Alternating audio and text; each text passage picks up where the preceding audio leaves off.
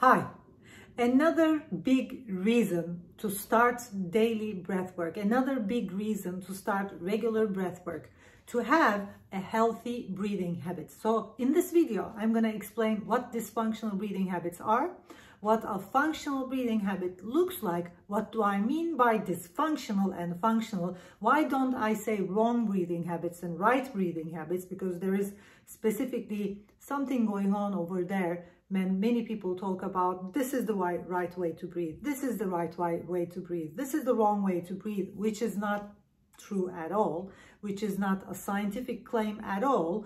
And I'm going to explain, as someone who's been doing research on our breathing habits for over 25 years, who've been studying, researching, especially the behavioral breathing habits, like how do we learn breathing behaviors and what happens if you have a breathing behavior and which symptoms we experience and how can we have a more functional breathing habit. I'm going to explain all of these in this video.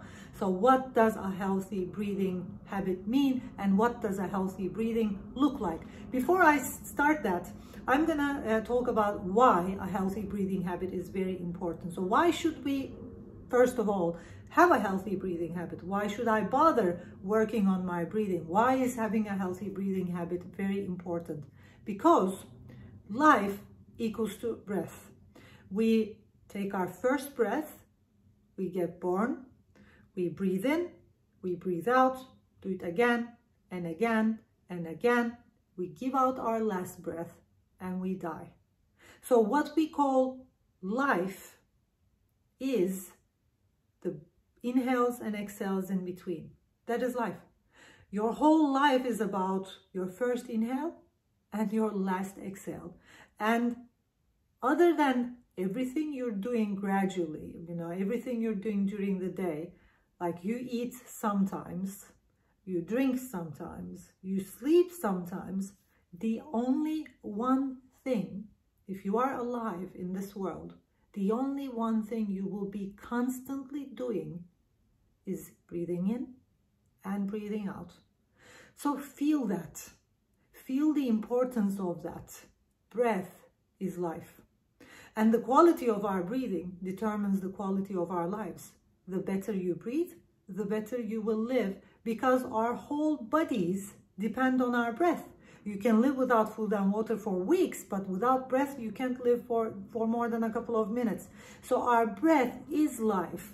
How we breathe matters. How we breathe affects everything. Affects our physiology, affects our chemistry, affects our thoughts, affects our emotions. No wonder why so many people have panic attack and anxiety. No wonder why so many people have migraines and headaches and chronic pain. No wonder so many children have ADD, ADHD, attention deficit problems, and all kinds of concentration and focus issues when they don't have any oxygen in the brain. Of course, no wonder.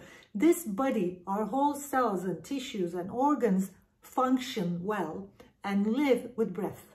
So whenever we have problems in our breathing, whenever we have problems with our breath, it's obvious that we won't have enough oxygen in our brain, in our organs, and our organs, our cells, our tissues regenerate. They renew themselves with breath. They can't renew themselves. They lose their health. They lose their power. Immune system shuts off when we breathe dysfunctional. If we have unhealthy breathing habits, if we have dysfunctional breathing habits, no matter how well we eat, no matter how much we exercise, you've heard of people who, because of, I don't know if you've heard of the people who, because of breathing habits, had symptoms and died, but I have heard of many people with breathing symptoms, with dysfunctional breathing symptoms. We experienced that in the pandemic. People with healthy breathing habits, people with healthy respiratory systems, they had strong immune systems and they survived. People with immune systems that were weak and people with problems in their breathing, problems with their respiratory system, died. Hundreds of thousands of people died. And as a breathing scientist, as someone who's dedicated to introducing this amazing tool to humanity, to hundreds of millions of people, I think that was the sign we've been waiting for. I think that was kind of like breath. It is the most important tool. I gave you breath. I can hear the universe saying, I gave you the breath, idiots. I gave you this breath for you to stay healthy, for you to stay well, for your cells and tissues to regenerate, and you're not using it. You're not becoming aware of it. You're not doing anything about it. It's just such a stupidity for, of course, someone who's an expert and who've been teaching breathwork and leading people into healthy breathing habits. It's just stupidity for any of us to become aware of our breathing if we want to stay healthy and well. People are doing all kinds of silly stuff to stay healthy and well. Eating organic, it's not silly, but eating organic, exercising the whole day, eating alkaline foods and special diets and this and that. But if you have problems with your breathing, your cells won't regenerate and your skin won't shine like my skin does. And I'm almost 50 now. Think of it. And when I go back 20 years, when I think of it, in my 20s, I did not have the skin I have today. My breathing habit is healthy. So my body is healthy. I'm much more healthier than I was in my 20s because I have a healthy breathing. So in this video, like I said, I'm going to explain what healthy breathing is. So healthy breathing equals to functional breathing, which means not having breathing behaviors. What's a breathing behavior? So when you look at breathing, it's a behavior. And breathing and respiration are two different things. Respiration, it's automatic. It's a brainstem reflex. It happens automatically. You don't have to think of it, like your digestive system. Like you don't have to think of it, what's happening in your digestive system. You don't have to think of what's happening in your respiration because it happens automatically. And you can't manipulate, you cannot control, you cannot change your respiration. You cannot say like, okay, right now I'm changing the oxygen level in my lungs, I'm changing the oxygen level in my blood. That's not happening. But we can change how we breathe. And our breath affects our respiration. So the respiration happens by itself, but it is manipulated and it is controlled by how we are breathing. So you can literally change the oxygen levels in your blood and in your lungs and in the arteries and in your body just by changing your breath. It's not going to happen instantly, but it's going to happen at that very moment. So it's not happening at the same time, but it's happening in the same few seconds, let me say. The moment you change your breathing, we see a change in your carbon dioxide levels, in your oxygen levels, and on top of that, in your overall body fluid pH levels, because respiration regulates our body fluid pH. So no matter what you're doing with your eating, no matter how alkaline you're eating or how healthy you're eating, if you have problems with your breathing, it's going to affect your body fluid pH and you won't be able to keep your pH balanced. That's that. So functional breathing means not having any breathing behaviors. What does breathing behaviors mean? So a breathing behavior is a learned behavior. Breathing is behavioral, like all behaviors people have. It is learned, and it is mostly learned unconsciously, like all behavioral habits, like the way you talk, the way you sit, the way you get up, walk, eat, talk. Like, for example, the way I'm moving my hands while I'm speaking. This is not automatic like the digestive system, but this is physiological, like moving my hands. Of course, right now I'm thinking about moving my hands, but usually when I'm speaking, I don't stop and think about moving my hands. It happens automatically. For example, when I'm explaining you something, when I'm on stage, when I'm teaching, this happens automatically. I don't think of it. It is a learned behavioral habit. Our physiology acts separate from us. Our physiology learns. It is kind of like another entity. Think of your physiology as another entity. It's another entity. It learns by itself. It gets programmed. It can be programmed. It can be reprogrammed. It can relearn. It can unlearn. You can change behavioral habits.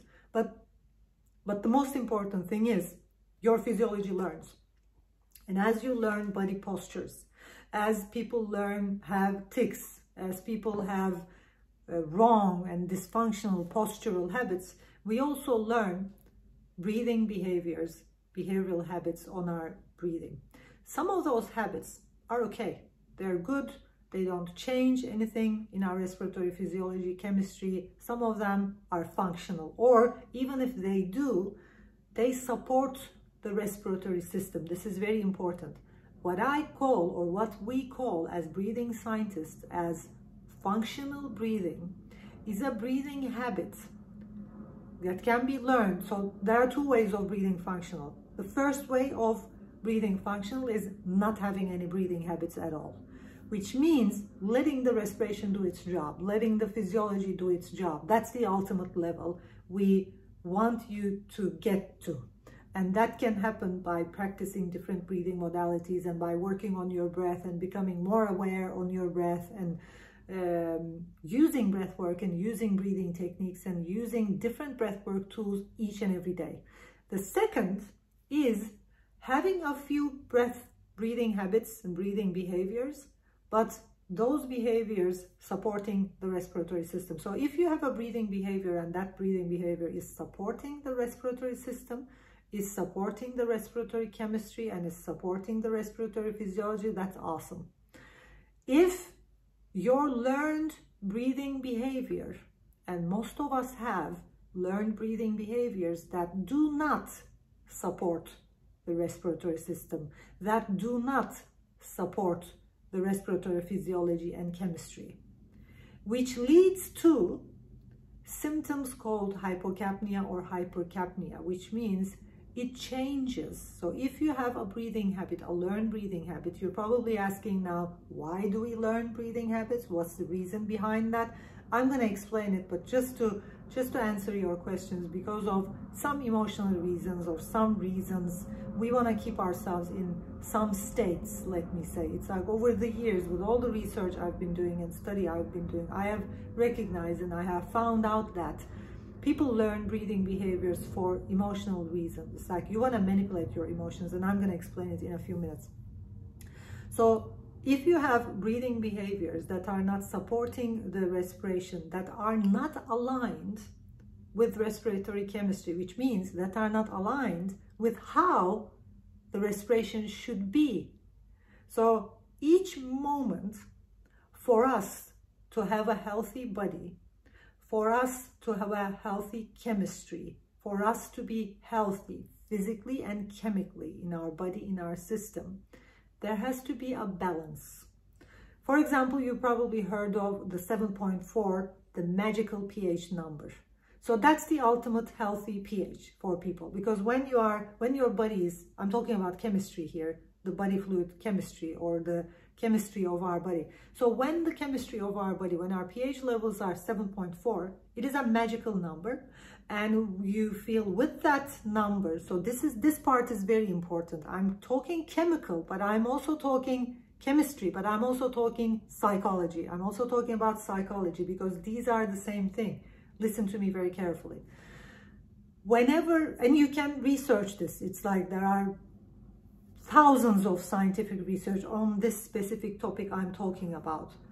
Most of us are during the day experiencing psychological symptoms like panic attack, anxiety, depression. We feel stressed, that fight or flight reflex people are talking about.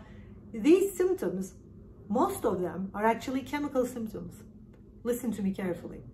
So whenever we have research on this, please, whenever we have 7.4 pH, so whenever our pH levels are 7.4, that's the magical number, we are centered. So that centered state you want to have, like the centered state you want to have, that's the reason why you're doing yoga and meditation and this and that, right? So that centered state you want to get to is also a physiological, chemical state.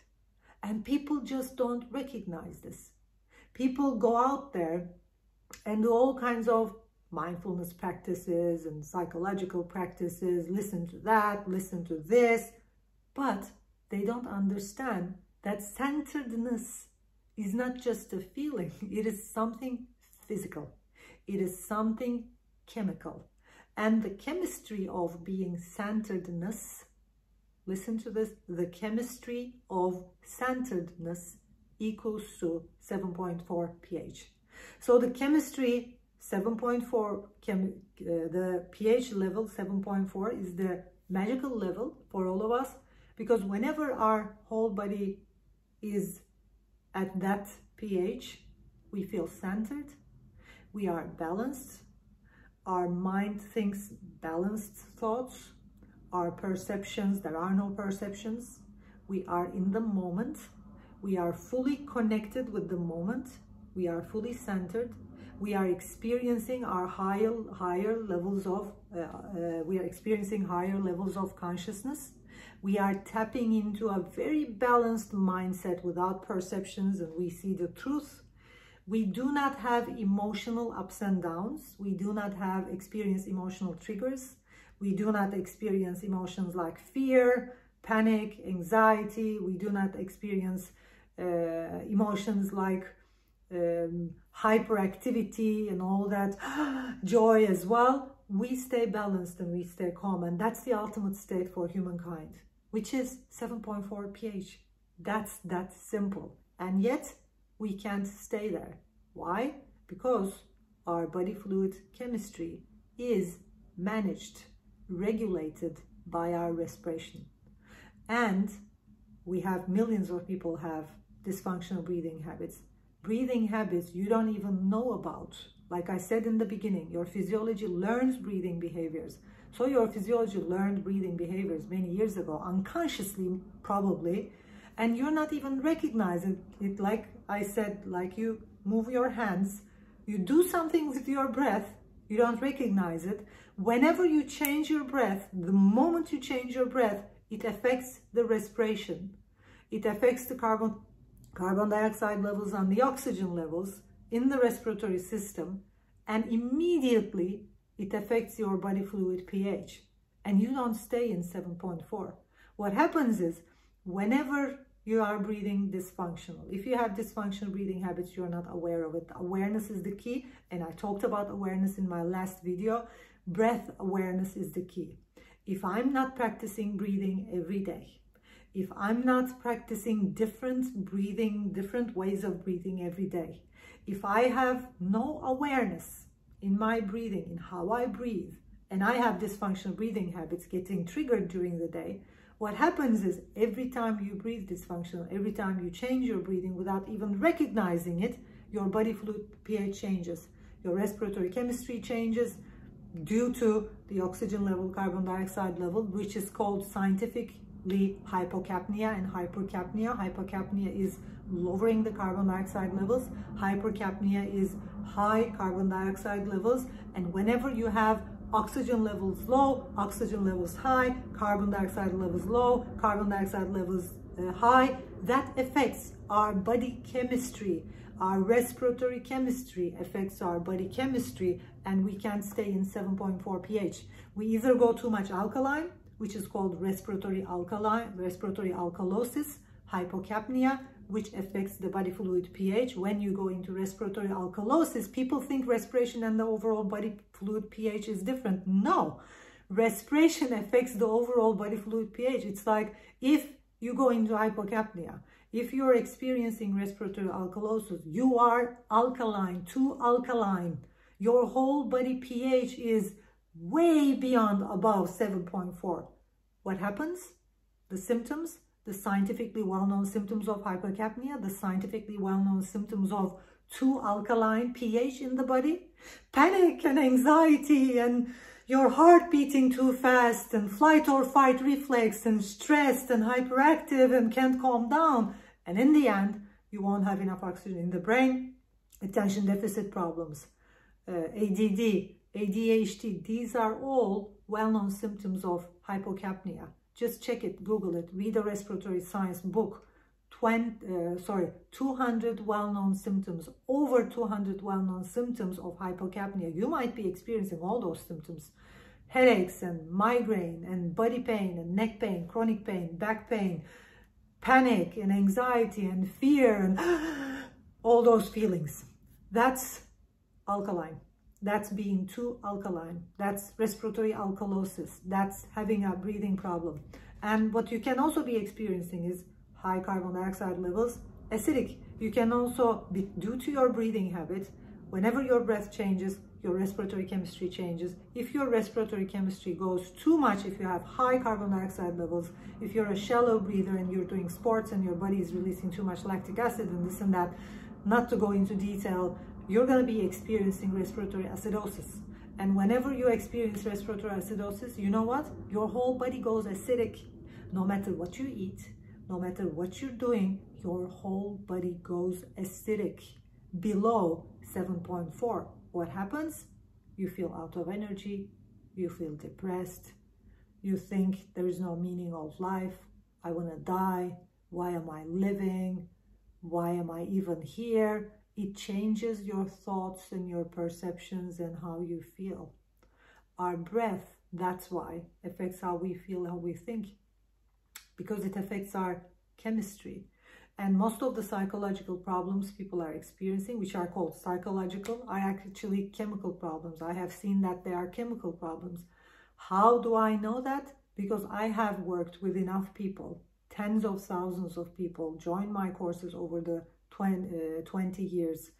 And I have seen tens of thousands of people heal, ease, my mom included, by the way, migraine, panic attack, headaches, body pain, chronic pain, ADD, ADHD, attention deficit problems, and many more breathing-related issues like scientifically well-known symptoms of either hypocapnia or hypercapnia in a matter of few months, totally healed, fully. And that's going to happen only with regular breath work. So this is the third reason why we should all be practicing breath work every day for 5 to 10 minutes. That is why we created a hub, a breath hub, so that you can practice all kinds of breathing modalities. So I'm going to come to the topic. So why shouldn't we practice one breathing? So what's the best way to breathe? I see many teachers, of course, who doesn't have scientific backgrounds. It is not to judge, but of course, if you don't know, you don't know. Who haven't done the research I have speaking about the right way to breathe. I hear teachers saying, diaphragmatic breathing is the best way to breathe. It is the right way to breathe. And I have seen people who are breathing in the diaphragm the whole day, going into hypocapnia, experiencing all kinds of cardiology problems and irregular heartbeat and fast heartbeat and hypertension, attention deficit problems, anxiety, panic attack, you know, the well-known symptoms of hypocapnia, just due to breathing in the diaphragm. Diaphragmatic breathing is not the right way to breathe. Simple as that. If you're breathing in the diaphragm the whole day, you're going to go into hypocapnia because that's going to lead you into overbreathing. And your body doesn't need diaphragmatic breathing the whole day. For example, if you're a diaphragmatic breather and you breathe in the diaphragm the whole day and you can't just stop and relax the breath and move it to your chest and shallow it down, you won't be able to sleep. No wonder why we have many sleeping problems and people are trying to heal their sleeping problems. No wonder why many people are saying, I can't sleep and I have insomnia. Of course you have insomnia because you're breathing in the diaphragm too much. You're just taking in life too much. You're going into hypocapnia. You have this hyper energy and can't calm down. While going to sleep, while we relax, during meditation, while we calm down, our breath gets shallow. So for us to fall deeply into sleep easily, for you to easily sleep like I do, or many people who practice regular breath work, you will need to calm down the breath. And, for example, for you to perform better, you need diaphragmatic breathing. So there are times during the day when we need diaphragmatic breathing. For example, when you look at the respiratory reflexes, when you're running, the respiratory reflexes kick in and you start breathing in the diaphragm and you start breathing too deep. You know, while doing professional sports, running, playing tennis, whatever, you realize that respiratory reflexes kick in and you breathe too deep, right? Why? You want to know why? Because your body is producing too much lactic acid. And usually in the body, to compensate that lactic acid, there is something called bicarbonates. This is also chemistry. So bicarbonates in the kidneys, we have, bicarbonates are in the kidneys, compensate the acidity in the body so that our body stays balance. Or else we would die of lactic acid if you don't have enough bicarbonates. And if you wouldn't be able to breathe deep, and I'm coming there, if you had a shallow breathing habit, and while running, you were not able to breathe in the diaphragm and use the diaphragm and fully breathe deep, and you were doing performance sports, you know what happened with that tennis girl in Wimbledon? She was out of breath and she couldn't continue. That's the reason. Because if you're breathing shallow, and if you have a shallow breathing habit and you can't deepen it and use the diaphragm fully, like she needs to practice diaphragmatic breathing every day. I don't know if she's doing right now, but that's the need. If you can't do that, you won't be able to compensate the lactic acid, because bicarbonates, especially doing professional sports, when running too much or in a tennis match, your body will release a hell of a lactic acid, and the bicarbonates in the kidneys won't be enough. So what's going to happen is your body reflexes, your respiratory reflexes will kick in, and you're going to start breathing deep so that you go alkaline by decreasing the carbon dioxide levels, increasing the oxygen levels. That's what happens because you are doing a sport, because your body is releasing too much lactic acid. We don't go into respiratory alkalosis because we're already acidic. That alkaline compensates the acidity in the body, which is very healthy. But imagine you're not doing sports, you're not running, you're just sitting at the office, and I'm explaining you a dysfunctional breathing habit people learned, or you learned. Just because something happened in the office and you feel a bit stressed or you don't like it or whatever, and just because you want to calm down yourself, you start breathing deep. I see people like, breathe deep. Of course, learning to breathe deep is very important. That's why we have diaphragmatic breathing sessions on Breath Hub, or deep breathing sessions Breath Hub. They are not to teach you deep breathing is the best way to breathe. You'll go into respiratory alkalosis. They are to expand the breathing. Just think of breathwork as an exercise. Just think of Breath Hub, a platform you can use whenever you want, wherever you want, at the lowest cost possible, which includes hundreds of breathing techniques for you to exercise for a couple of minutes every day. Not to teach you this is the best way to breathe. Imagine you're sitting at the office and you feel stressed and you start taking deep breaths. And you're not running, you're not doing a sport, you're not playing tennis, and there is no acidity in the body. What's going to happen is you're going to go into too alkaline, hypocapnia, respiratory alkalosis. And this time, because of that alkaline, you're going to start feeling panic. And then you will probably have a panic attack or an anxiety. And that's why many people have panic attacks and anxiety. They have a breathing habit of breathing deep when the body doesn't need to. And the opposite is also true. So none of the none of the ways of breathing on the mechanic level, diaphragmatic breathing, chest breathing, deep breathing, shallow breathing, fast breathing, slow breathing, or whatever, are good for you. All of them are good for you. So think of breath work as yoga. During yoga, you stretch your body. During breath work, if you do what we suggest, like practicing one breathwork technique every day and doing it differently, and of course, breathing analysis is very, very important. Of course, breathing analysis is very important, and I'm going to be talking about that. What is breathing analysis? How do we analyze our breathing in the next video?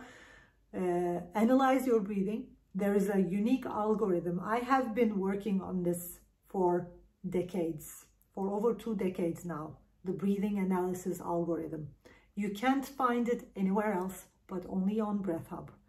We created a whole algorithm for us to see your breathing behavior. We ask you some simple questions, and by those simple questions, we understand, we know how we are breathing. If we didn't have all the researches, we wouldn't know. For example, if you're experiencing brain fog during the day, do you know how you're breathing? If you're experiencing brain fog, what's going on the chemical level, mechanic level? We know, because we've been doing tens of thousands of researches over the years with capnographs, and we know how you're breathing.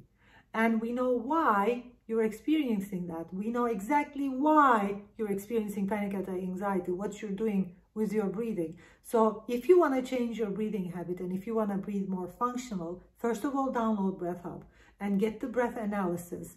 And with that breathing analysis, just answer simple questions. And we're going to we have a map of your breathing with those questions.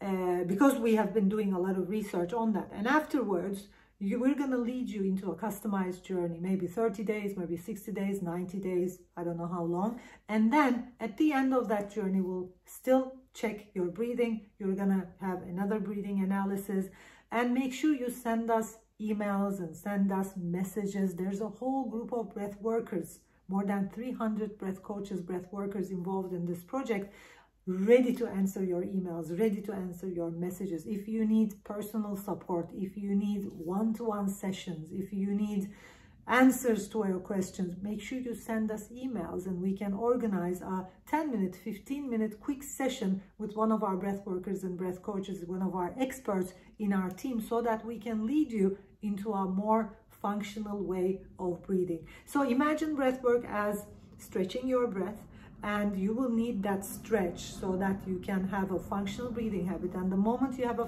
more functional, healthy breathing habit, you will have more oxygen in the brain, you will have more oxygen in the body, in your cells, in your tissues, everything will regenerate. Plus, you're going to be centered. So that centeredness, that balanced state I have been searching for many years ago, I found it with regular breath work. So with regular breath work, with a healthy breathing habit, you'll eventually come to a place where your body fluid pH will be more stable. If it's more stable, I am more stable.